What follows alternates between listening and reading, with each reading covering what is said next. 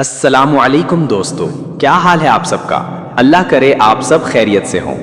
آج کی اس ویڈیو میں ہم ایک نہایت اہم اور ضروری موضوع پر بات کرنے جا رہے ہیں، اور وہ ہے غسل کا صحیح اسلامی طریقہ۔ اکثر لوگ غسل تو کر لیتے ہیں لیکن ان کا طریقہ درست نہیں ہوتا، اور یوں نماز یا عبادت کے لیے وہ دراصل پاک نہیں ہوتے۔ اس لیے آج ہم سادہ انداز میں سیکھیں گے کہ غسل کیسے کیا جائے تاکہ وہ شرعی طور پر مکمل اور درست ہو جائے۔ غسل کے فرض حصے جو لازمی ہیں۔ غسل درست ہونے کے لیے 3 کام فرض ہیں۔ نمبر 1، منہ کے اندر پانی گھمانا یعنی کلی کرنا۔ نمبر 2، ناک کے اندر پانی ڈالنا۔ نمبر 3، پورے جسم پر پانی بہانا تاکہ جسم کا کوئی حصہ خشک نہ رہے۔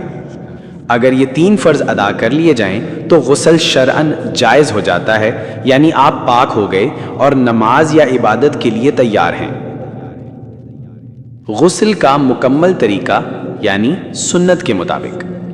اب آئیے دیکھتے ہیں نبی کریم صلی اللہ علیہ وسلم کا بتایا ہوا مسنون طریقہ۔ نمبر 1، سب سے پہلے دل میں نیت کریں کہ میں جنابت یا ناپاکی سے پاک ہونے کے لیے غسل کر رہا ہوں۔ نمبر 2، پھر بسم اللہ پڑھیں۔ نمبر 3، ہاتھ 3 بار دھوئیں۔ نمبر 4، شرمگاہ کو اچھی طرح دھوئیں۔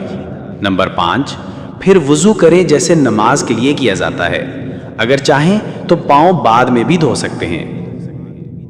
نمبر 6، اب سر پر 3 بار پانی ڈالیں تاکہ بالوں کی جڑوں تک پانی پہنچ جائے۔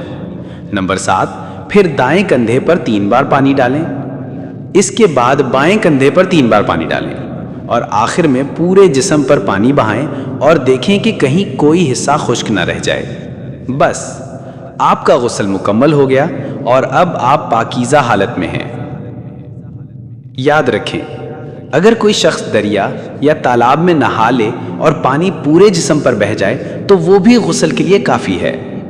اللہ تعالی ہمیں ہمیشہ پاکی، صفائی اور طہارت کی حالت میں رہنے کی توفیق عطا فرمائے، آمین یا رب العالمین۔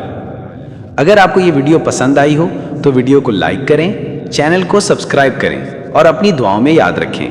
اللہ حافظ۔